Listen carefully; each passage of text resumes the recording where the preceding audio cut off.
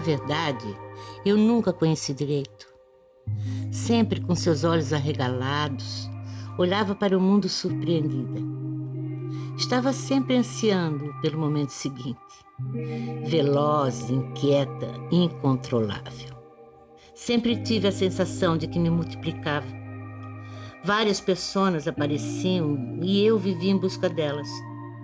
Queria ser conivente com cada uma. O espelho era como um detector de mentiras. De todas que apareciam, parecia que nenhuma era descartável. Sempre somando, sempre poetizando.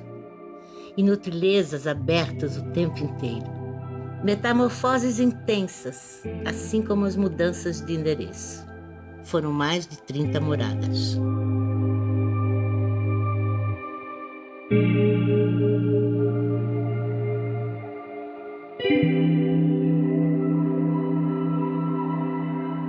O Zoom 8 foi uma experiência assim, fantástica na minha vida e começou com uma coisa muito surreal, assim, né? Porque eu era casada com o Osmar, o arquiteto, e a gente, na época do VHS, a gente gostava de pegar fitas nas locadoras e quando eu chegava em casa, eu pegava e colocava essa fita, né? E disse, Osmar, coloca aí, eu vou tomar um banho, na volta vamos assistir. Aí tá, voltei, começamos a assistir o filme. Disse, meu Deus, mas que filme mais contemporâneo. Era tudo assim muito diferente. Mostrava só metade da parede. Os protagonistas nunca apareciam. E era muito engraçado porque a história era de uma mulher que tinha sumido. Pensei, meu, esse diretor é fantástico. Olha que coisa fantástica. Ela sumiu mesmo, tanto que sumiu que a gente nunca vê ela. E assim assistimos o filme todo. Quando chegou no final, que apareceram os créditos todos pela metade. Eu disse, não, tem alguma coisa errada, né? Aí fomos ver. Como ele era arquiteto, meu marido, enquanto eu fui tomar banho, vinham os trailers, e ele começou a ver os trailers, né? E aí ele dava zoom para ver um detalhe de uma determinada obra que ele viu. Resultado, a gente assistiu o filme todo no Zoom 8. Começar a ver que todas as coisas que o artista faz, especialmente o artista visual, ele faz a partir de recortes, né? A gente faz os recortes da realidade. O pensamento artístico, o pensamento criativo, ele é um pensamento de recorte. E aí eu resolvi não só criar um método para mim, né, para o meu trabalho, porque eu comecei a perceber no meu próprio trabalho que o Zoom 8 já acontecia comigo, né? Porque trabalhei sempre com personagens e sempre ia lá, buscava os personagens que eu queria. E nisso fazia um recorte e fazia um zoom de uma imensa realidade, né? E aí, mas aí eu pensei, agora eu vou provocar isso. Vou provocar isso. E comecei a provocar e, nossa, ficou fantástico. Até fiz uma exposição só com desenhos e foi um momento também de valorizar o meu desenho, né? O Zoom 8 me ajudou a pensar no desenho como uma ferramenta minha muito própria. E foi muito interessante porque aí eu resolvi criar isso como um método para a criatividade.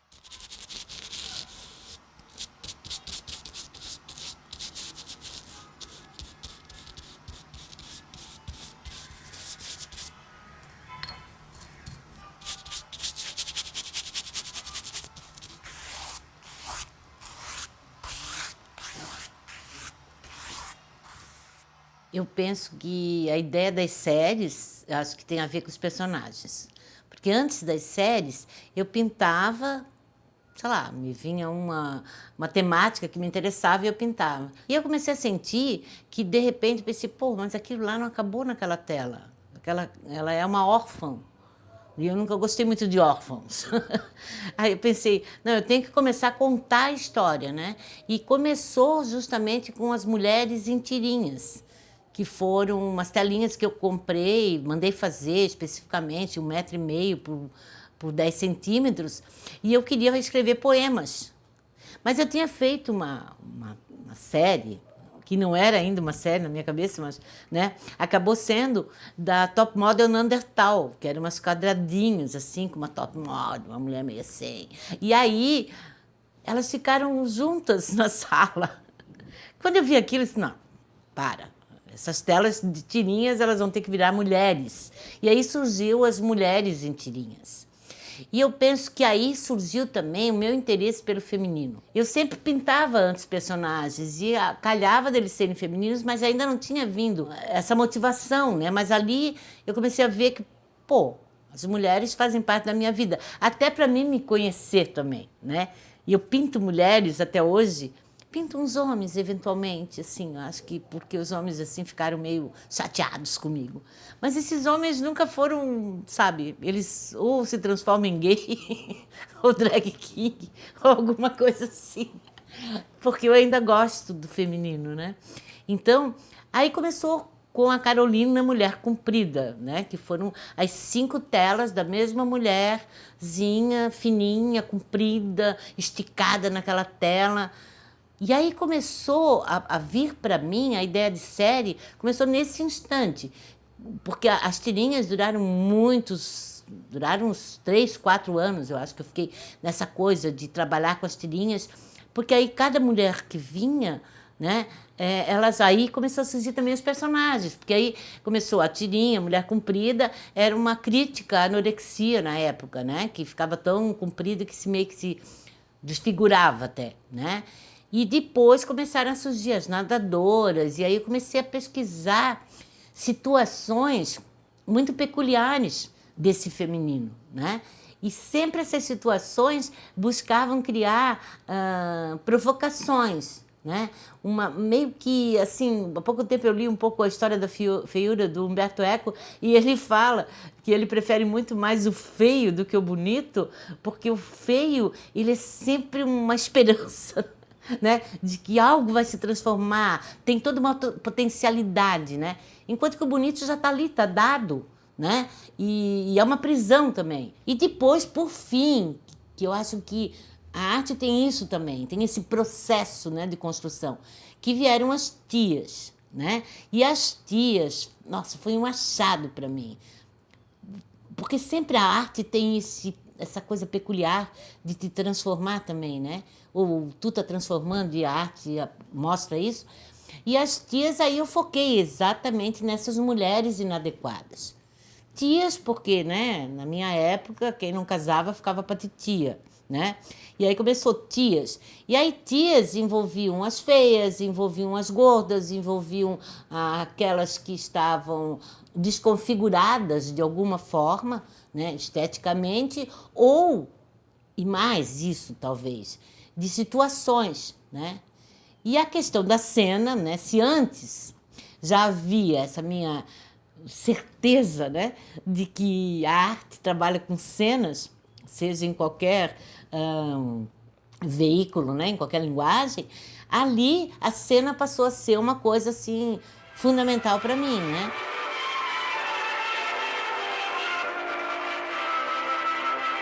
Meu nome é Robin Lee, tenho 10 anos e este é o primeiro livro que escrevo em toda a minha vida. Sua mãe está chamando. Vá tomar um café depressa. Ande. Bom dia, querido. Devia tomar seu café na cama. Você tem que descansar. Bom dia, filho. Eu não gosto do bonito, eu gosto do belo. E o belo, às vezes, pode ser até feio, mas ele tem que ser belo, ele tem que trazer mais do que aquela coisa plástica apenas. E aí eu vou pintando, e eu pinto de novo, e eu pinto de novo até eu chegar àquilo que ficou mais perto, né, daquilo que eu pensei, daquilo que eu idealizei, daquilo que me provocou. O meu marido, Osmar, ele costumava dizer que se um historiador, se um dia alguém for estudar a minha obra, ele vai ficar totalmente perdido, porque são camadas sobre camadas, é quase um palimpsesto em que eu vou construindo camadas até chegar onde eu quero, né? Às vezes eu cubro a tela toda e ela estava aparentemente dentro dos padrões, belíssima, mas ela não, eu não quero uma imagem apenas que seja bonita e nem que combine com o sofá. Eu quero uma imagem que fale, uma imagem que provoque, uma imagem que chegue e diga da minha euforia ou da minha frustração, sabe? Que questione as pessoas. Uma das coisas que para mim foi super importante é ter redescoberto o desenho. Porque eu fui uma criança que desenhava muito. E depois me colocaram numa aula de pintura e eu desisti completamente. E fiquei 15 anos sem desenhar, né? Depois, dentro da universidade, que eu tive uma Doracise Rulati, uma Jandira Lawrence, que foram as minhas grandes mestras, e eu voltei a desenhar. E hoje eu descubro que o desenho sempre esteve presente. Eu acho que o meu pensamento, todo o meu pensamento, mesmo dentro da pintura, sempre foi o desenho. Porque o desenho tem essa peculiaridade, né? Ele é uma coisa mais intelectual. Tu vai construindo, né? Tu vai construindo. E eu sempre construí. O primeiro passo sempre foi o desenho. Mas eu não acreditava no meu desenho. Eu tinha umas referências de desenho que para mim era, aquilo era desenho, né? Aquela figura bem realista. E eu nunca consegui ser realista. Primeiro porque eu não tenho paciência para ser realista. Então, eu não acreditava, né? Porque eu achava, pô, as pessoas vão dizer que aquele nariz é sempre torto, aquele olho nunca está na mesma linha do horizonte e tal. E quando veio o Zoom 8, eu me libertei daquilo, entende? E eu percebi que eu sempre tive liberta daquilo, porque nas pinturas o nariz também ficava torto e ficava o olho disparelho, né? E nunca me incomodou, né? Porque aquilo era pintura, era massa de cor, né? Mas era também desenho. E era desenho mais ainda, porque o desenho acho que tem muito a ver com o planejamento, né? Tu planeja algo, e o desenho tem isso. Então, quando eu planejava as minhas cenas na pintura, também era um desenho. Primeiro eu desenhava todas essas figuras. Como dizia Paul Klee, desenhar é levar uma linha para passear.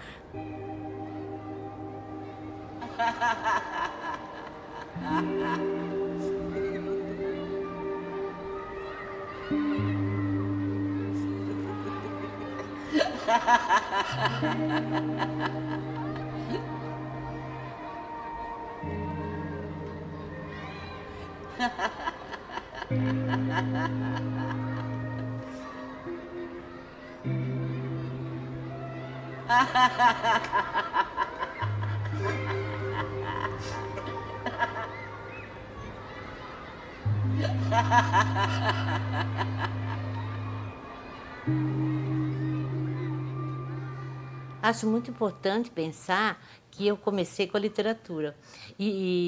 Assim, a minha ideia da palavra é uma palavra que fosse visual, né? Então, quando eu escrevo, até hoje isso acontece comigo, assim, eu tenho uma fluência muito mais fácil com a palavra, né? Tanto oral quanto escrita, do que com a imagem. A imagem sempre foi um mistério para mim, assim, continua sendo, né?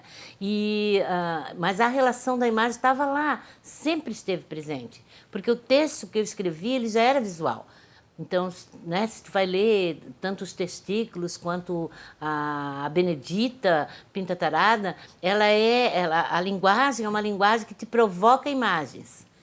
Eu demorei um pouquinho para descobrir isso, né? E eu entrei nas artes visuais meio que sei lá, por uma pressão, talvez.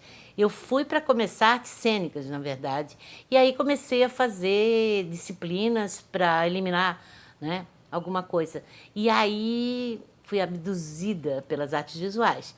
Mas porque ela já estava em mim, eu que não tinha me dado conta que aquela palavra era a ferramenta que eu utilizava para provocar imagens.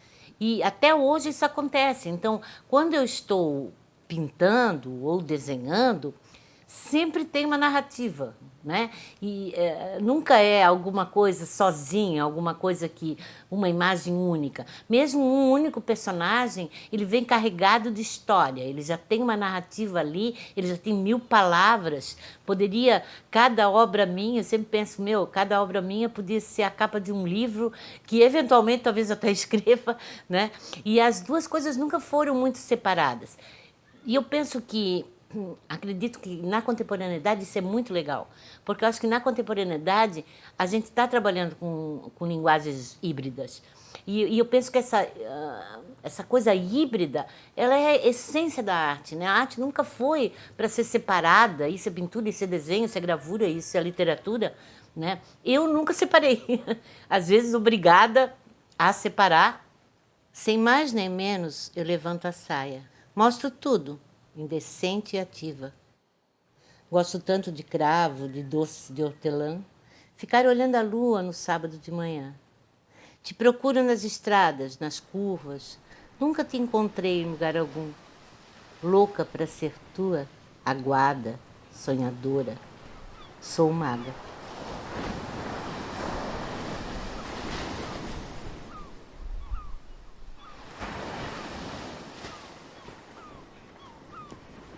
Contra a maré, não nado. Brincar é sempre algo muito sério. No país das incertezas, eu prefiro as ondas. Tento balés imaginários. São mergulhos profundos no abismo. Sem nem perceber, vejo a mim mesma de fora. Estou pronta para viver a vida. Há caminhos inesperados, trilhas indiscretas. Encontro outros no mar da diversidade. Não temo as gentes, nem o mar. Sou feita de riso e leveza.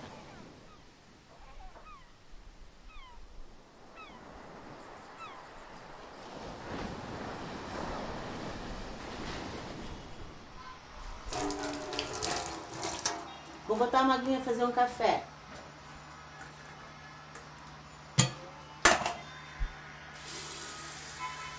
Que ninguém merece, né?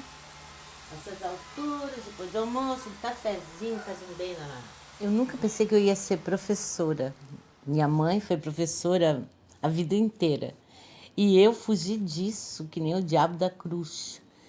Mas eu fui capturada. Fui capturada, inegavelmente. Quando eu estava na faculdade ainda, um amigo pediu para me substituir ele, que ele ia viajar, e eu fui. E eu tinha que dar aula de inglês para uma turminha do Pântano do Sul que não sabia falar nem português. Se eu me nego, eu não vou dar aula de inglês. E comecei a trabalhar só português e criei com eles um grupo de teatro, né? E foi aí que eu fui capturada, né? Porque eles, criança, né, é uma coisa muito fantástica, assim. E eu comecei a trabalhar com educação artística.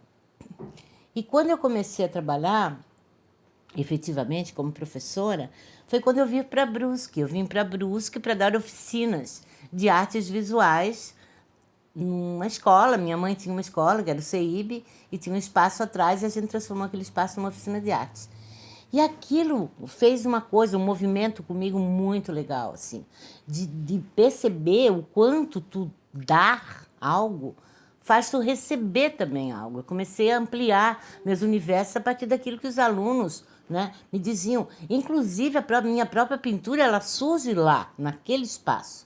Quando eu comecei a dar aula de pintura, eu comecei a me interessar por pintar também. E então, eu percebo que esse lance de educar, né, essa coisa de ensino e aprendizagem, só funciona se o professor está aprendendo com os alunos, da mesma forma que os alunos estão aprendendo. E que a gente está construindo junto um novo conhecimento, né? Eu não consigo entender educação que fica focada no conhecimento fixo, porque eu penso que o ato de educar, essa relação, ela é para a construção de um novo conhecimento, de uma nova visão das coisas, né? E foi dessa forma, né? Trabalhei com isso 30 anos institucionalmente, e fora disso eu trabalho com oficinas. Então, gosto de trabalhar com oficinas em vários locais, né? E essas oficinas fazem com que eu leve um pouquinho daquilo que eu acredito ser essa relação com o ensino, né? Eu penso que a gente vai envelhecendo. Ainda bem, né? Porque a gente está vivo. Mas eu não tinha esse contato ainda com o amadurecer, né? Então tem um lado muito legal no amadurecer, é que tu vai chutando o pau da barraca mesmo, né? Tu diz assim, ó, quer saber? Esse tipo de coisa eu não quero mais, não faz parte de mim. Mas, em contrapartida, tem uma rejeição muito grande da sociedade à medida que tu vai avançando os anos, né? E principalmente para a mulher, né? A mulher fica numa situação realmente desprezada, né? E eu tive assim um maior impacto com isso. Foi 2 impactos, um positivo e um negativo. O positivo foi que um grande amigo meu, depois da pandemia, me convidou para ir para umas baladas diferentes, né?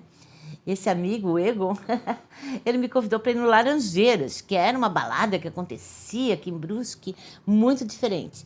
Eu fiquei numa resistência, mas acabei indo.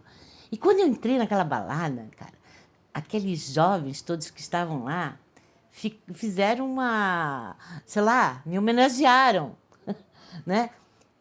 E eu usufruí disso durante muitos meses, até que durou, né? Porque era um lugar muito legal, que era um lugar de diversidade.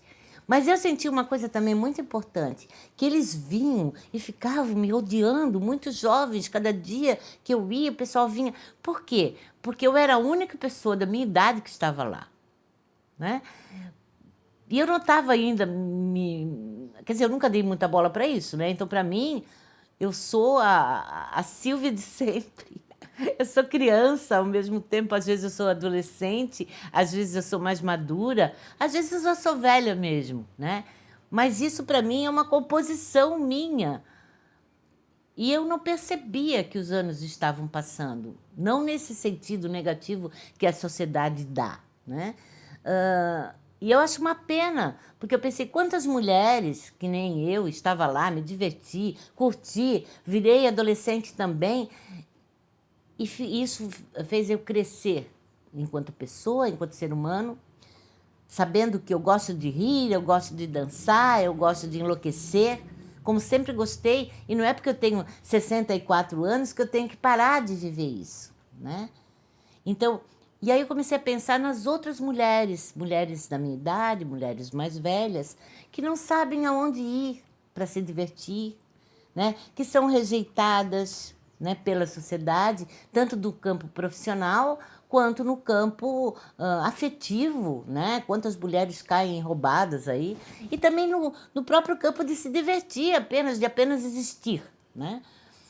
E tive outra bem negativa, que foi em relação à minha profissão, né? De ser realmente meio que colocada para fora pelo fato de eu estar atingindo uma certa idade, e à medida que tu atinge uma certa idade, tu parece não ser mais interessante para aquela instituição ou para aquele lugar, porque a vez é dos jovens.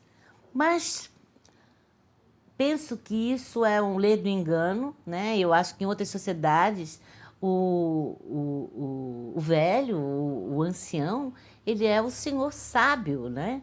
Eu, há pouco tempo, até estreiei uma peça na semana passada em que eu era anciã. E eu me senti muito bem naquele papel de anciã, porque a anciã, ali na peça, ela era uma sábia, né? Ela não era uma sábia porque ela tinha poder. Ela era uma sábia porque ela tinha serenidade, porque ela tinha conhecimento, né? E eu penso que a sociedade poderia ser muito melhor se não houvesse isso, né? Quanta coisa a gente podia estar aprendendo, quanta coisa que a gente podia estar trocando, e que às vezes não troca porque essas pessoas às vezes são obrigadas a ficarem dentro das suas casas, enfurnadas, desistindo dos seus sonhos, né? Por quê? Porque a sociedade não dá espaço para elas.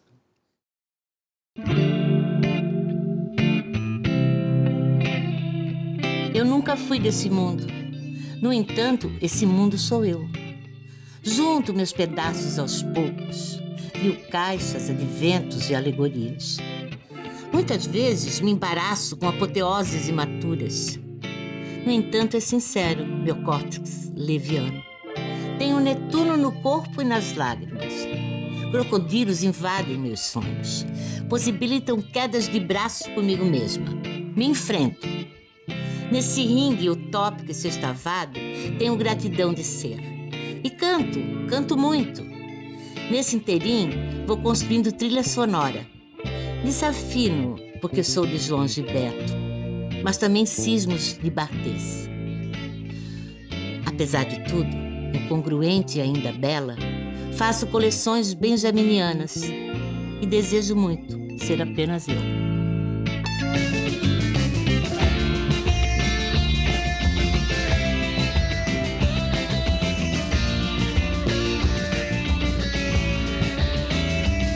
So blue.